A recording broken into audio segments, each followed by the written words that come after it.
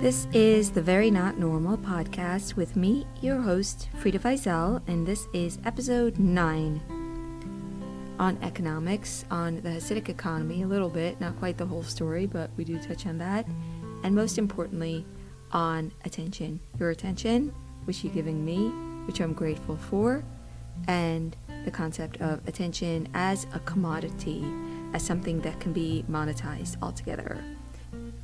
Stay around, it's going to be interesting.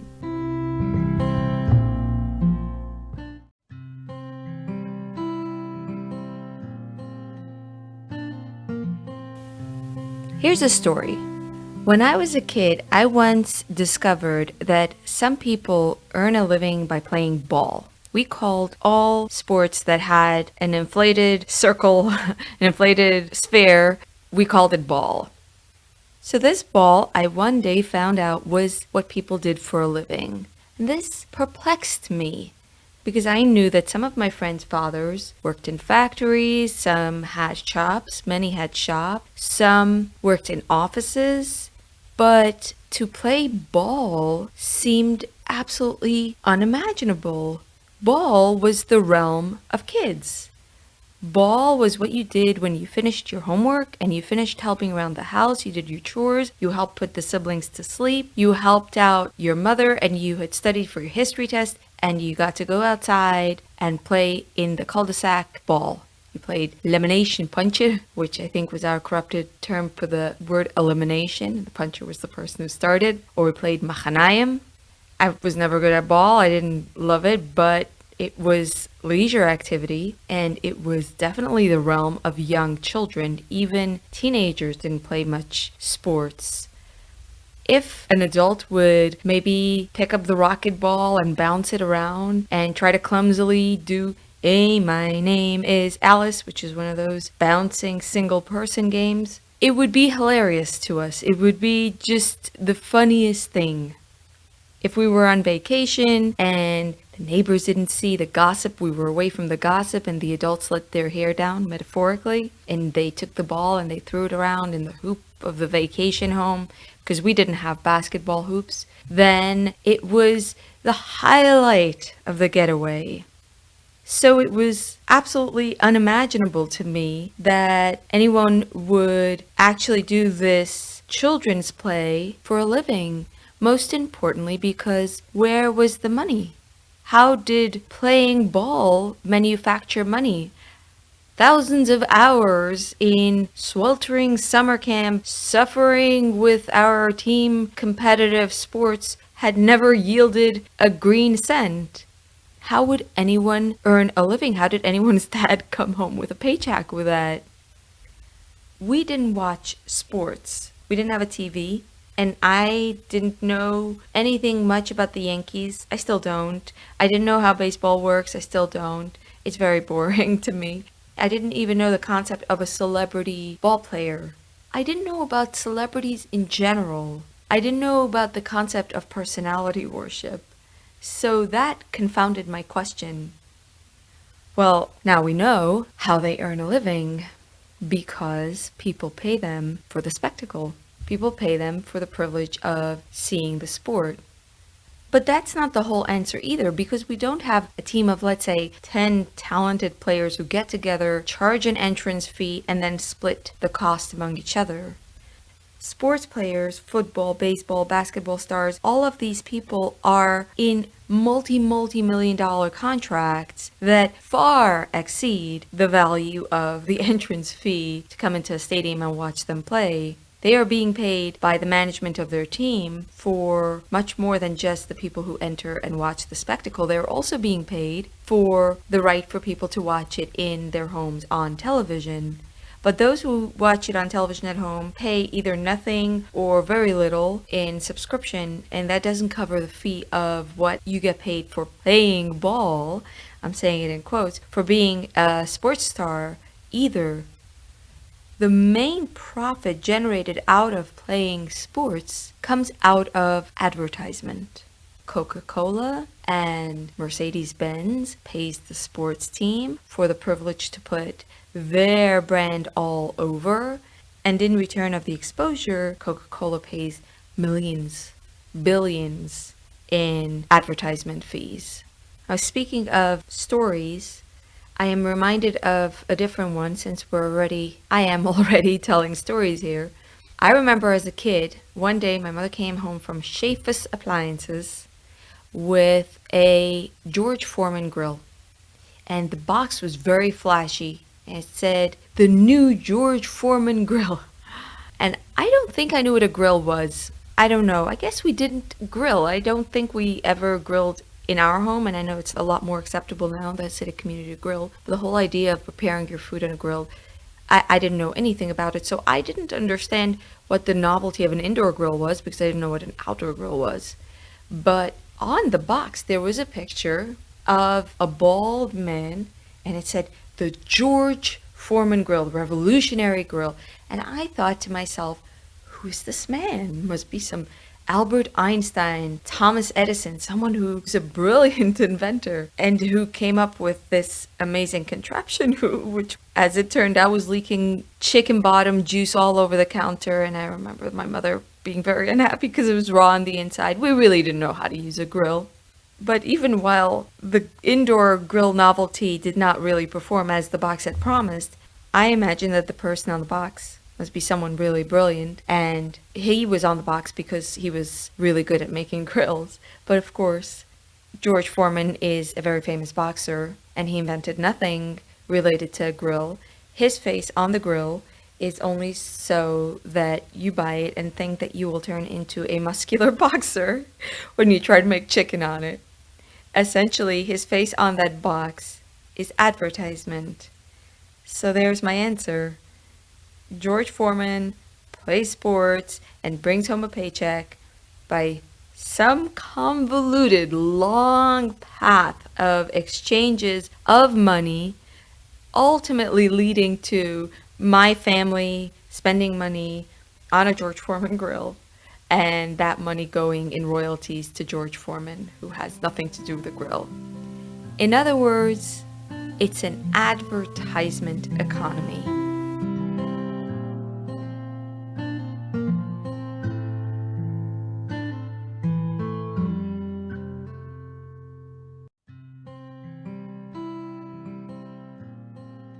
I think back to the mindset of a time that I couldn't grasp how the economy of sports worked as a reminder of how completely structurally our economics have been changed in modern times, and how money has gone not as an exchange of labor for goods, but has become a convoluted, complex, globalized system with, at its very core, human attention as the most valuable commodity.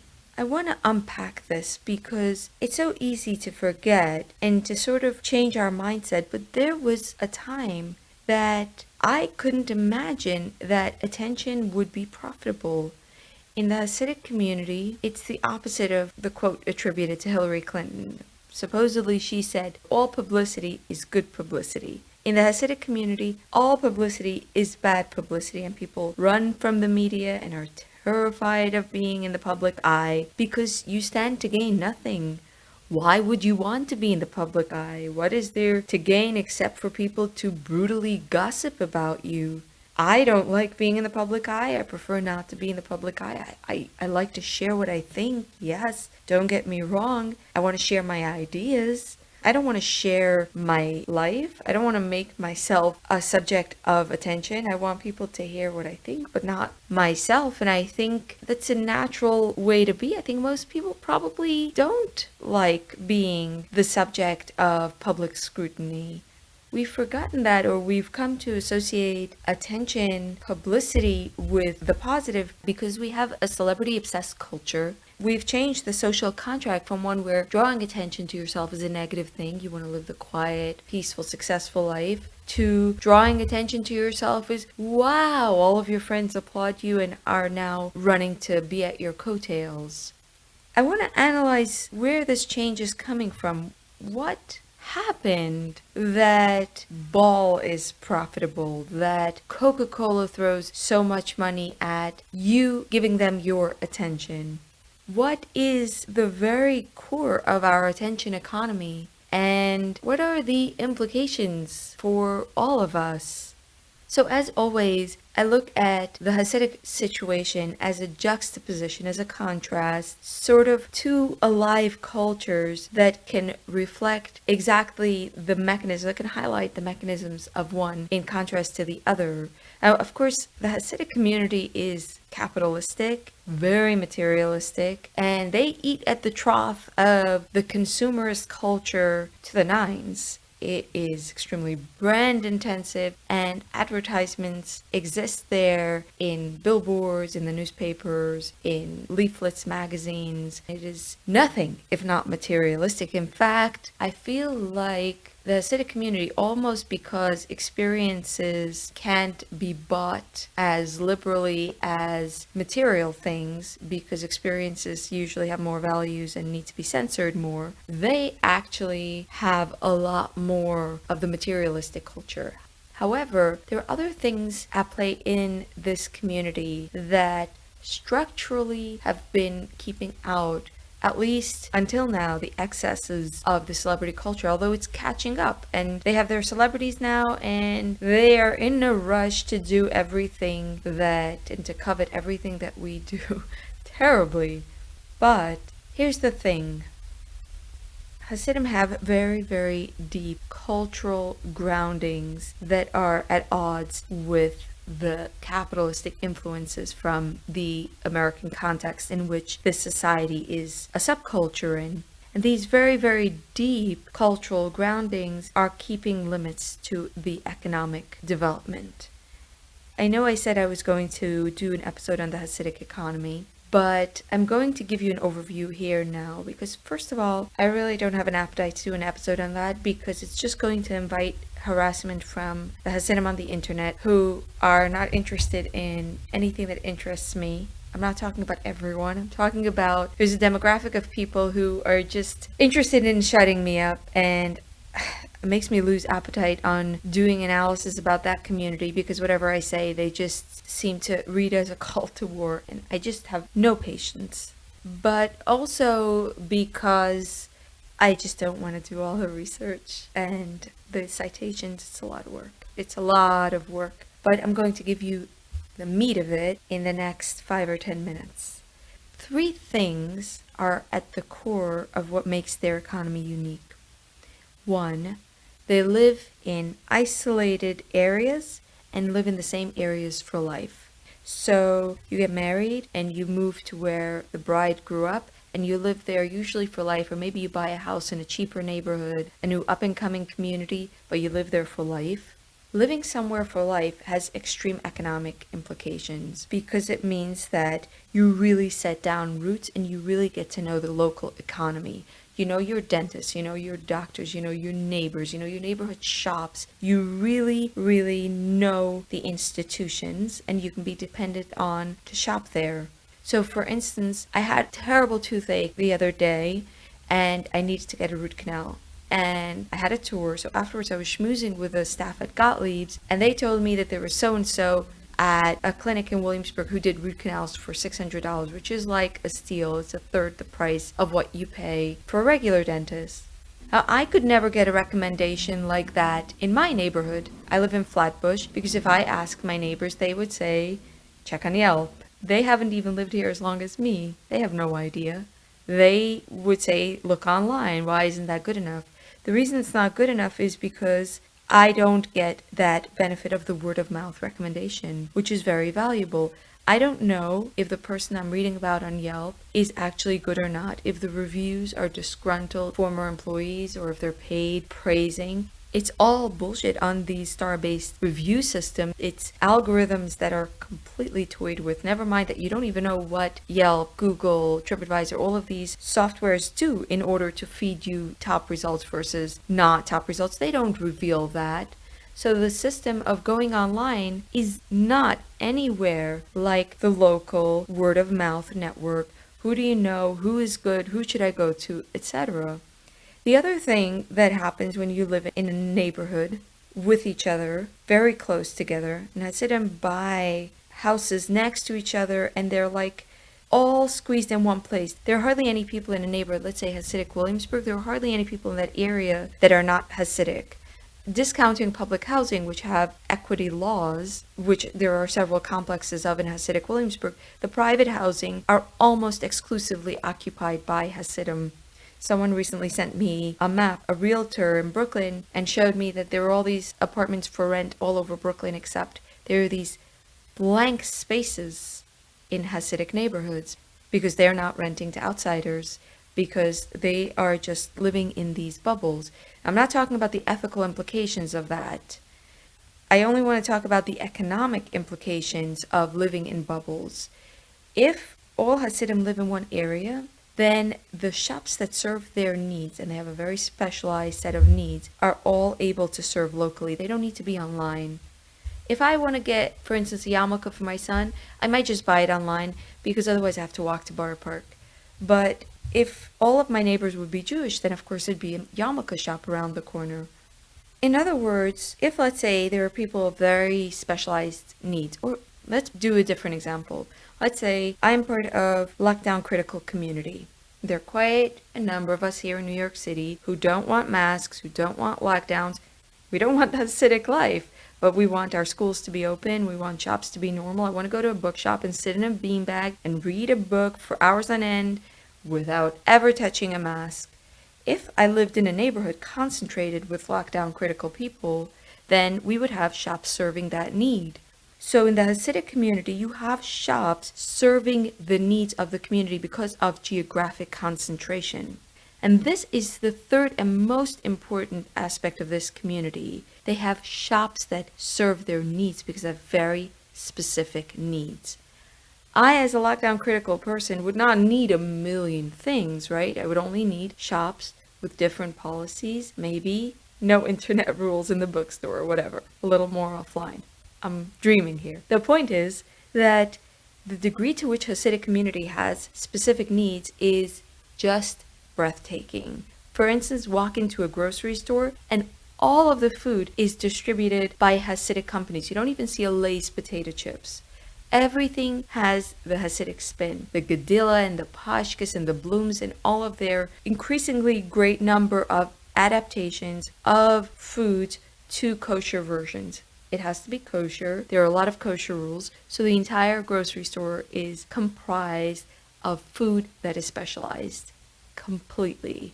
The clothing shop is, of course, also completely specialized because everything needs to be modest. The men need to wear the vest and the bekishe and the rekel and this hat and that hat, biberhit and stoffenhit and the gartel. And this is a number of stores, actually, because you're covering Judaica stores, you're covering a hat store, you're covering suit stores. The women have married women hats and scarves and turbans and housecoats and dresses with long sleeves and covered necks and long skirts to the calf, and the tights, the special tights. Even the tights is an industry. Even shoes, which people wear for Ferragamo and whatever, Prada bags, even these things have to be special. They have to be black and they have to be conservative and minimalist. Let's put it this way. Macy's, Panera Bread, all of the branches, McDonald's, Starbucks, they cannot open shop in the community because A, they're not going to get a storefront, and B, because they're never going to be able to be specialized enough for the community's needs. A local store has a competitive edge because the community has very specific needs that only a local store can satisfy. And this degree of local specification goes to everything. It includes, we talked about food, we talked about clothing, technology. They have kosher phones, which I've written a post on, which is very popular. They have kosher, even kosher camera, which has no internet. There are all these kosher techs, internet filters. There is kosher toys. There's a whole huge industry of toys, which has always fascinated me, and I own an embarrassing great number of the toys because it's all very focused on the values of the Hasidic community, or very many of them. It's a very interesting sociological study to look at the toys. You have the delis, you have the Judaicas, of course, which sell the prayer books and which sell all the paraphernalia for worship. You have the scribes, you have the bookstores and the printing. There's even on Lee Avenue in Williamsburg, there's a printing press who still has these private printings. For wedding invitations, there's a lot of printing to be done. There is a whole network of newspapers and publications and magazines, the magazine racks. I could go on and on. Almost everything that we have in the secular world is modified in the Hasidic community for Hasidic needs. And this creates opportunities for a very localized economy. A lot of things that we might take as modern luxuries, for instance, you get delivery to your door, actually is done in the Hasidic community much more cheaply, much more efficiently because they are localized. Everyone gets their groceries delivered for free with an order.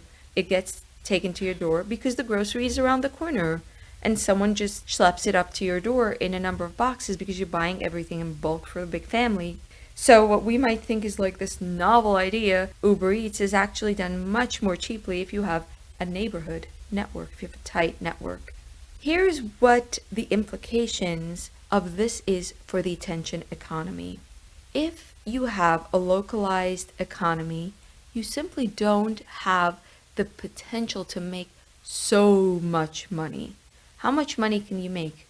Your reach is potential to the entire Hasidic community in several enclaves. For instance, Williamsburg is about 100,000 people, right?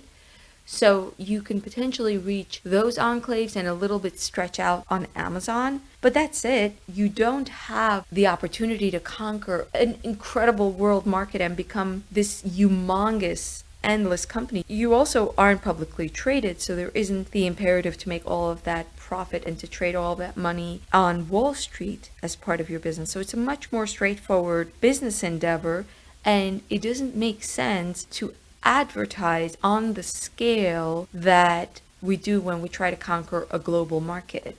Now, there's still advertisements, and I think some of it is branding and some of it is for competitive purposes. And I'm not simplifying the Hasidic economy. It's also in some ways like 50 years ago, and they will keep becoming increasingly advertisement focused and lose more and more of the quaint, small community as they're already starting to become franchise based with the growth of the community. However, at the moment, you see a community that has much less need or opportunity for advertisement. To drive home what I mean by this, I'm going to pull up the Hasidic phone book. So here's the Jewish Phone Book 2019, the book of the future. It's quite thick, but to jog your memory, a phone book is a book with telephone numbers of people in the neighborhood. Yes, people put their phone numbers for the public to see. There was a time that all of us, the entire society, was not so paranoid as to all hide their phone number. Whatever. I'm not going to go to the trust part of the loss of community, which I touched on in, I believe, episode 2. But in the phone book, you see all of these neighborhoods, the Hasidic neighborhood of Williamsburg, Borough Park,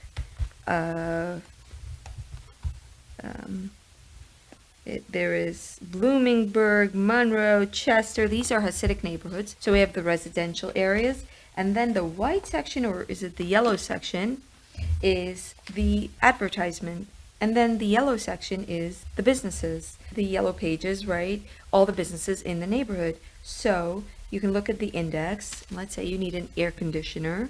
You can look at page 79, and there are about 15, I would guess, by looking at air conditioner repairmen in this entire Hasidic neighborhood. 15 options is not a lot. 15 options is, even though these companies might not have paid for advertisements, they are getting listed here, and it would be enough for them to have a degree of visibility. Add to this the network of trust.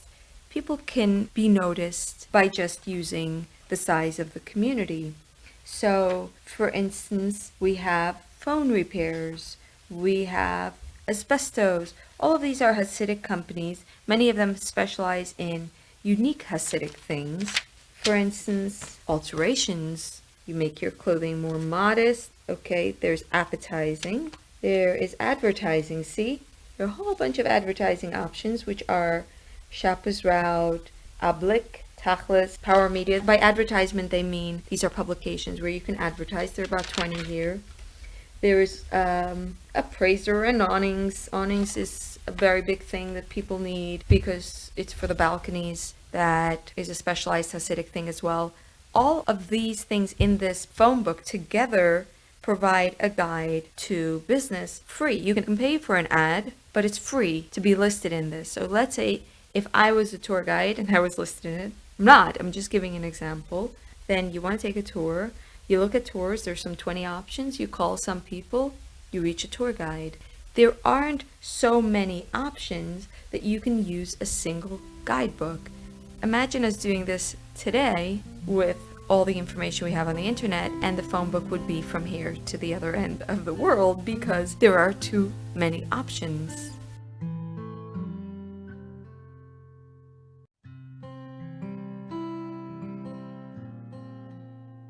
Here's what I'm saying. The Hasidic community, because of constrictions placed on its economic activity by the religious imperatives, has a localized economy. The shops are mom and pop, and not only are the stores themselves local, but also the merchandise that is sold is produced, created, manufactured specifically for the local society. The effect of a localized economy is that your potential for success extends only as large as the community itself. You can only reach Hasidic Williamsburg is 100,000 people. You might reach other Hasidic neighborhoods, but the possibility for success, let's say you open a grocery store, is constrained by the fact that you're working with a localized economy. So this works both ways. You both have a built-in customer base, but also your built-in customer base is small by default because you're limited to the geographic location. But the effect of a localized economy is familiarity. The residents pass your shop, they see the shop, they have a phone book, they see your listing, there's word of mouth, there's a network of information. You can be known by virtue of the community having a network enough with information passing through. But what happens when we stretch this? When we stretch economics to the global community, they call it. When we stretch it to the scale of the entire world. An economy of scale is not merely a localized economy, just multiplied a bunch of times. The very transition of an economy from local to global is a transition not only of scale, but also of its very nature. You no longer have the local network of information. You no longer have the visibility of your shops. You no longer have limited competition. There is no constraints on competition in a globalized economy.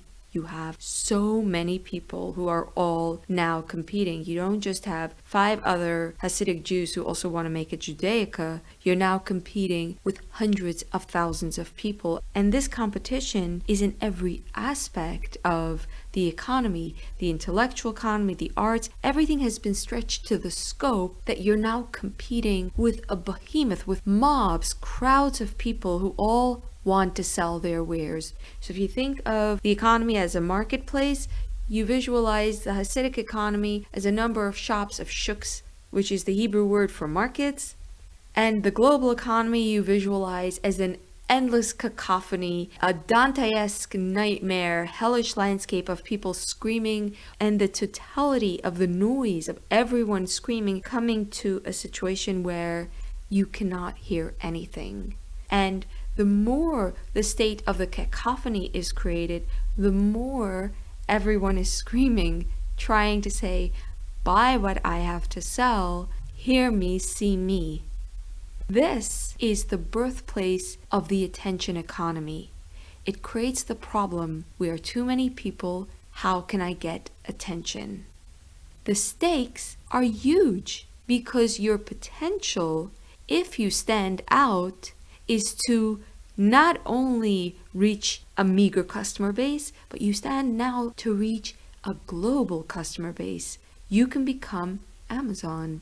You can become one of those behemoth companies that now wield more power than combined powers of whole countries. Let me put it in perspective. Amazon, for instance, records $4,722 in sales every second. 283,000 every minute. That would be like the equivalent of 3 people's well-off salaries. And in every hour, $17 million. Every hour.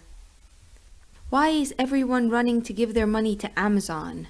Why is everything being greedily concentrated with one shop? What happened to choice? All of the options we were supposed to relish. A big part of this has to do with human psychology and our limitations. If we are confronted with a global cacophony of options, humans cannot make sense of it. It's too much. There is a psychological concept called overchoice.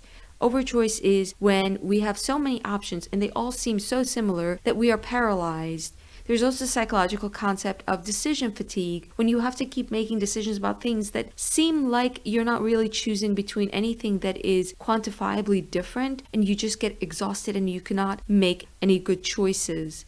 We are not cut out to stand there and decide among hundreds of seemingly similar sounding products, and we don't want to spend our energy on that kind of thing. We have a finite amount of energy and a finite amount of attention, and who wants to spend hours and hours picking irrelevant different brands and different types of peanut butter? The capitalistic promise of choice has actually been revealed to be a curse because too many choices create paralysis. But these psychological problems present an opportunity for business. If a business can step in and usher all the customers away from all the options towards itself, if you can rise out of the cacophony and guide people through the noise, then you can conquer the market. How do you stand out? So the answer is marketing. Advertisements are essentially working with human psychology, with how our brains work, in order to get us to look and to register and to act in accordance with how these sellers want us to act.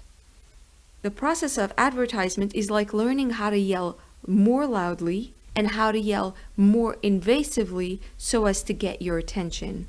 But it's not just that, because there are always other competitions that are going to try to do the same. So advertisement is a natural devolution in which everyone is outdoing each other in invasive psychological pounding on the customer's head. And as one finds a new and invasive way to reach the customer, other competitions are going to try to outdo this. So there's an ever increasing pressure on the psychology of the customer, on the mental autonomy of consumers that is being applied by this aggressive and parasitic cohort of sellers that want us to buy.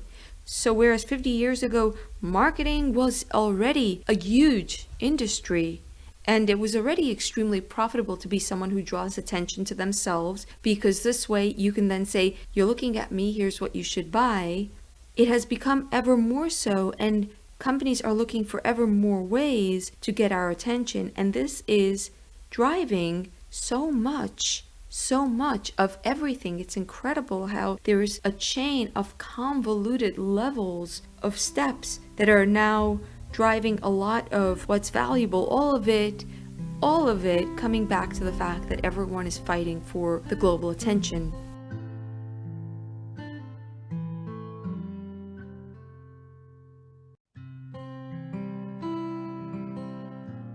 I have the book here, Age of Propaganda, The Everyday Use and Abuse of Persuasion. It's very good, and I'm sure I'll return to it. It's from 2001. And 2001 is not that long ago, yet the information it has on there is positively quaint, adorable, because the amount of advertisement in this book is nothing compared to what we are exposed to now. So let me read to you a little bit, some of the stats here. Each year, the typical American watches 1,550 hours of TV, listens to 1,160 hours of radio on one of 530 million radio sets, and spends 180 hours reading 94 pounds of newspapers and 110 hours reading magazines. Each year, an American has the opportunity to read more than 50,000 new books in print. More than half of our waking hours are spent with the mass media. Ha! I think now it's more like all of our waking hours. Wait, I'm gonna keep reading. If you watch 30 hours of TV per week, as does the typical American, You will view roughly 38,000 commercials per year. The average primetime hour of TV contains more than 11 minutes of advertising. That works out to more than 100 TV ads per day. You're likely to hear or see another 100 to 300 ads per day through the other mass media of radio, newspaper, and magazine. And the advertising glut does not stop there.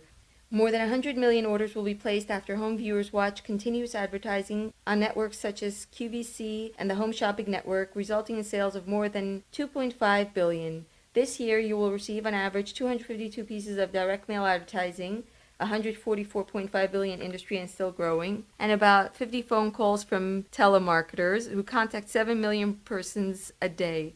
Americans purchase 600 billion worth of goods and services over the phone each year. Okay. It goes on, but it's very funny because this is almost like off the grid, living advertisement free compared to what we have now, 20 years later.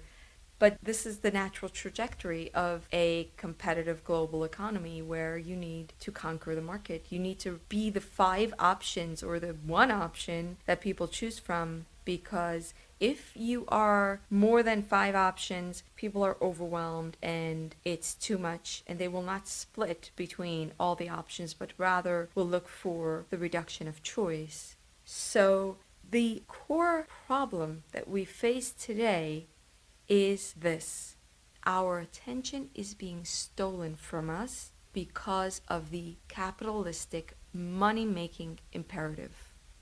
That's my short of it. We have a finite amount of attention. We have a hard time controlling where we direct our attention, and yet advertising companies are aggressively working at hijacking our attention so as to compel us to do their bidding and to direct our attention to them. In the last few years or internet age, there have been 3 structural changes to society that have resulted from new inventions in how our attention can be harvested. First one is influencers. Influencers are people who don't sell you things because it's their product or because they use the product. They sell you things because they are being paid to do so. George Foreman is an influencer. Kim Kardashian is an influencer. All of us schmoigers trying to make aggression by podcasting and blogging are influencers. My podcast here is an influencer role. I have tried really hard to avoid this because I think it creates an imperative towards getting more and more attention, which I don't think is a good way to work. And this is why I've been very proud to do my tours, which is people pay me for my time instead of me grabbing their attention. But alas, that has been shut down, and I think it's not a coincidence because, again, we're competing for attention, and the virtual realm is now very aggressively competing for attention from the physical realm and succeeding, forcing me to go into the virtual realm, for instance, which is a shame. But vent aside, what we have with influencers are people who need to grab attention. And to grab attention takes a very specific set of tools. Our attention has evolved to help us navigate the world by eliminating almost everything we see and hear. We tune out. Our attention selects only the important details. There's the very famous psychological experiment. I'm going to give it away. This is a spoiler, but I'm also going to link it. And it is a video where you're told to count how many times a ball is bounced. And while the ball is bounced, someone walks across the screen with some flashy object, like a yellow umbrella. You can't miss it. Yet, you are so intently focused on showing that you're smart by counting correctly the number of ball bounces that actually you miss it. I think the result is about 50% people miss it, and I miss it. I tend to hyper-focus and completely tune out things. But this experiment is very indicative in general of how we function, in that our attention is selective and it is oriented towards the flashy. It is oriented towards the bold. Like, it is designed to respond to a yell, help. It is designed to respond to a baby's crying. It is designed to respond towards the boldest things so we can respond appropriately. So our attention is going to turn naturally away from the boring, away from the taxing, and towards the flashy. If you're working on something and there's a sound, you turn. If you're in a room with a bunch of average looking people and one weirdo starts to get naked, I would gawk. I'm sure most people would gawk, not because that person is interesting or worthy of our gawking, but because I would not be able to get my eyes off there. I'd be standing there with my jaw dropped because it is striking. This is the very business model of Kim Kardashian. Here I have a behind. Shocking. A person has a hiney. Let me do the most outrageous thing and it will grab your attention. Now, if I went in the Hasidic community when I was a Hasidic woman and I decided to start to photograph my buttocks and make of it a business, I don't think I'd be successful. I don't think anyone would want anything to do with me. But that's because I would not be able to capitalize on the attention I get, or definitely not enough for it to be worth the abuse. But in an attention economy, in a globalized economy, you actually can. You can capitalize on that, which is ridiculous, which is hacking our attention and corrupting it, which is using our psychological weaknesses in the worst possible ways. No, I do not want to look at celebrities. Stop stealing my attention. But as long as there is the economic opportunity, there will be people who will do outrageous things, who will grab attention. Influencers are not new and are not specific to the modern internet globalized economy. George Foreman predates, for instance, the modern internet economy. But two things are new to the influencer culture. First of all, you no longer have to be specifically good at something in order to reach influencer role. You now only need to be good at the skill of influencing, of screaming the loudest. In other words, one of the most profitable talents you can have in 2021 is being an attention seeker. But second of all, you also need to be an influencer for just everyday basic commerce. If all you want is to peddle your wares, sell your little things, sell your hardware store, or sell your book ideas, your newspaper, your magazine, if that's all you want and you have no appetites for fame and fortune, you still have to be an influencer. You have to learn how to push yourself to the front of the line in order to be seen. And in our very dog-eat-dog world, the attitude is, well, too bad on you if you've been trampled and have been made invisible and you don't have food. Well, too bad on you. You should have pushed to the front of the line. Instead of saying, do we really want a situation where all we value is who can most aggressively trample over the other person to get to the top?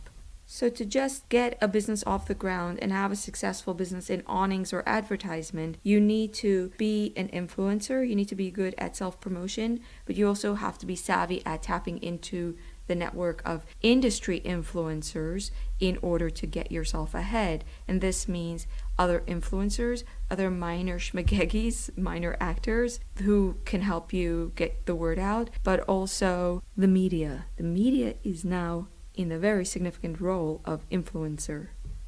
This is something that struck me almost as a revelation when I realized the power the media has.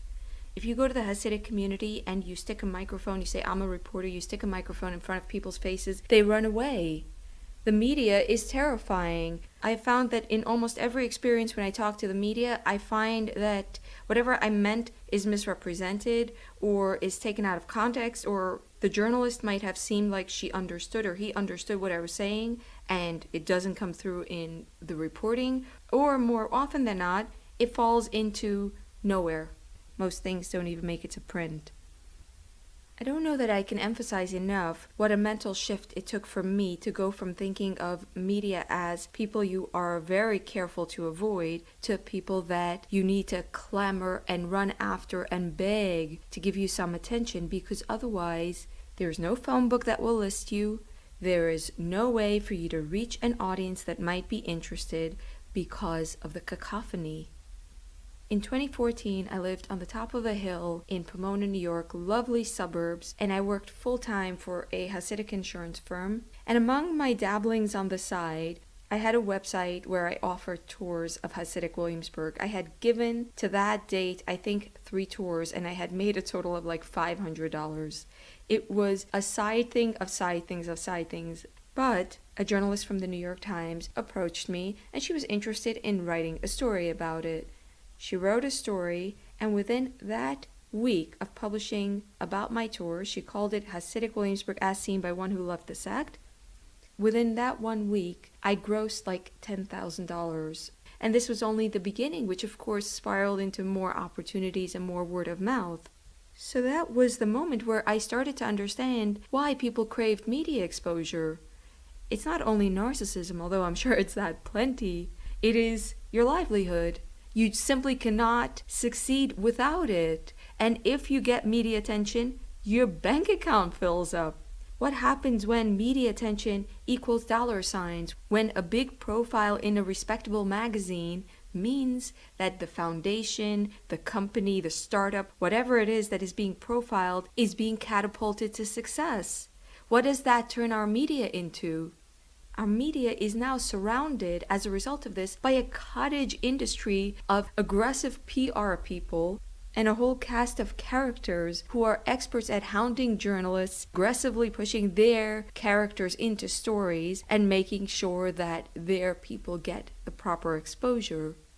Studios, publishing housing, they have their people. There's schmearing, there's buttering up from both ends. There's a lot of fraternizing between journalists and politicians and other bigwigs. And the relationship is a lot of mutual benefit, except not for the consumer. Because what should be the arbiter of quality? What should be the method through which we know how to navigate the cacophony? What is good? Journalist, critic, help me, is instead hijacked by financial interests.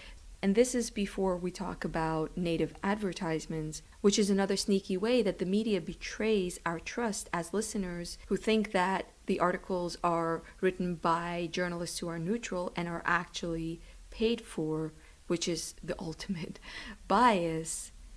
So as this gets worse, and it's going to get worse, and as influencers become ever more aggressive, it is going to become ever harder to reach quality. It is going to become ever harder to tune out the more savvy, the more ambitious, the more flashy, the more unabashedly attention-seeking, look at me, look at me, look at me. And while it's dubious that influencers themselves get any deal out of this that is beneficial, I think it's actually very psychologically damaging. It is guaranteed to be very destructive to the consumer and to the audience that wants to get a little mental quiet, a little room to think, a little freedom for their minds to be unintruded upon. So that's influencers. But see, you still need to log on and you still need to scroll Instagram in order for influencers to work their charm on you. You can decide to say adios, goodbye, I'm out, and just turn off the devices. This has presented an opportunity for the diabolical tech overlords who have realized that it is in their interest to maximize screen time so that we are in front of the information portals as many hours as possible so we can be fed with more and more and more advertisements. This spawned the Silicon Valley psychologist. Extremely sophisticated psychological tactics to get people to stay online, logged on, scrolling, pressing, clicking, etc. The book Irresistible by Adam Alter is a must-read on the subject, and he examines how psychologists work to take advantage of our mental weaknesses. So for instance, they have learned to use the tactics that keep people at gambling machines in apps like Candy Crush or on Facebook to get people hooked. The trick to the addiction is to never make it too easy and never make it too hard. You never want people to feel like, it's too easy and get bored, but you also never want them to reach their frustration tolerance level where they say, it's so hard, I'm not having fun. You need to keep giving them almost. You need to keep giving them a little bit. That's what slot machines do. And it is the not knowing that makes it so exciting. Like a new love, What makes it so incredibly electric is that you have so much unknown. You don't know if he's going to call you back tomorrow, right? You don't know if they're going to come through for you, but 5 years into the relationship, and you kind of know that probably they'll be there tomorrow, and that takes out some of that fun, that wildness. So that excitement, that electricity is at the root of the share button, the like button, the counting, how many times you've gotten up. But also in apps like Candy Crush, they have various formulas to get you to feel that little rush. So when you make a line, it does the sound effects, it does this, oh, juicy, and all the confetti flies all over. It just keeps your mind in a constant state of stimulation. And this is a sort of addiction. I know that addiction, behavioral addictions, are a controversial concept. I think it's semantics. I think the negative compulsions we experience when we gamble, when we run towards things that we really don't want to, but we feel so hooked. These cycles that keep us hooked, that hack into our sort of primitive brain, even though our rational minds say, I have wasted hours and hours on this thing today, they are there in order to get us to keep paying attention so we can be fed advertisements. But even this is not the limit. What's to stop someone very inventive and very disturbed or amoral from trying something new? Hence, data mining. Data mining is the process of watching what you do using cookies in order to get information off of you, which can then be used to advertise to you. Shoshana Zuboff's book, Surveillance Capitalism, goes into this in detail and shows how everything you do is an opportunity for raw material that can be funneled to marketing, that can be used to figure out things. Why would marketers want to waste their energy advertising to me Viagra? Now, they can find out, based on my gender and my demographic, that voila, they're going to advertise to me Lululemon and wrinkle cream. And behold, one day, like a sucker, I will go and I will give my hard-earned money to Lululemon and MAC or whatever company sells their wrinkle cream. Targeting advertisements are the new frontier, and in order to target advertisements, you need as much information as possible. Where do you get information? We can track every part of you by installing trackers. Zuboff shows how even minor apps, just a dating app, a review app, little things are filled with bugs that gather information and then send it off. And you have no idea where that goes, what they do with that. But they are trying to get as much information as possible so they can learn, they can gain as much so-called intelligence as possible in order to then advertise to you. My son has been iPad learning for the most part since March 2020. We got a average looking iPad from the New York City Department of Education, which is really not appropriate for a 9th grade student to be doing their classwork on. Apple got, of course, a very, very lucrative contract from the city, and on the iPad it says, property of New York City Department of Education, all your activity on this iPad is being monitored. What are they doing with that information? They have taken something, education, which should be primarily emotional. It should be about guidance. It should be about imparting to children a little bit of direction while they sort of stumble along in their social environment. They have turned it into an isolated, depressing, algorithmic affair, but on top of that, they are tracking children. Children, I think this is a human rights violation. I don't think children should ever be raw data. I don't think trying to figure out how to best reach children is a good idea. I am very disturbed by this. But this is the natural endpoint, and it is going to get more aggressive and more invasive. The attention seekers are going to get more shouty. The sneaky tracking software is going to get even more sneakier. The ever-presence of the virtual realm is going to get even more ever-present, because that is the natural trajectory of everyone pushing to get to the front and be seen. And the victim in all of this is yours and my attention. I think our attention is something we should have a right to decide how to spend it. we have a finite amount of it. To be so exploited for what? So we can buy junk? We could have bought junk all along. What is it good for? What is the end result? I look around and I think to myself, all this money and attention, what is it ultimately improving? Nothing.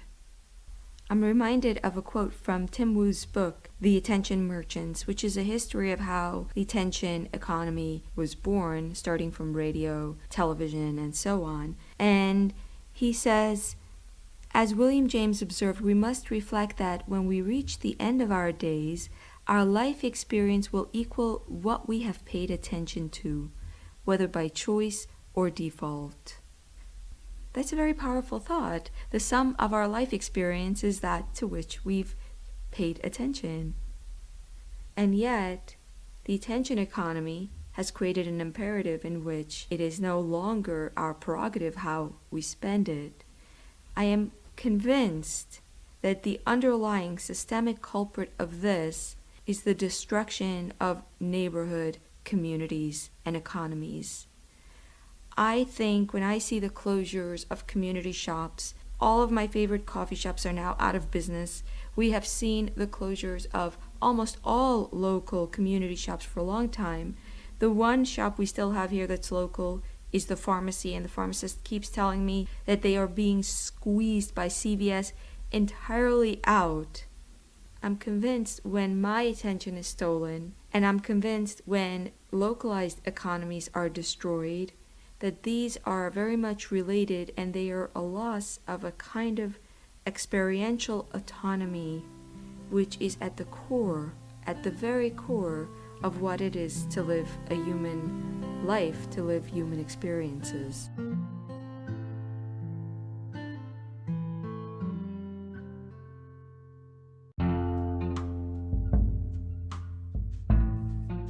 I hope you enjoyed this episode of the Very Not Normal podcast with me, Frieda Vizel. If you liked it, please consider spreading the word, liking, subscribing, sharing. You can also leave me feedback by going to my anchor.fm page. There is a link in the episode description of how to get to it.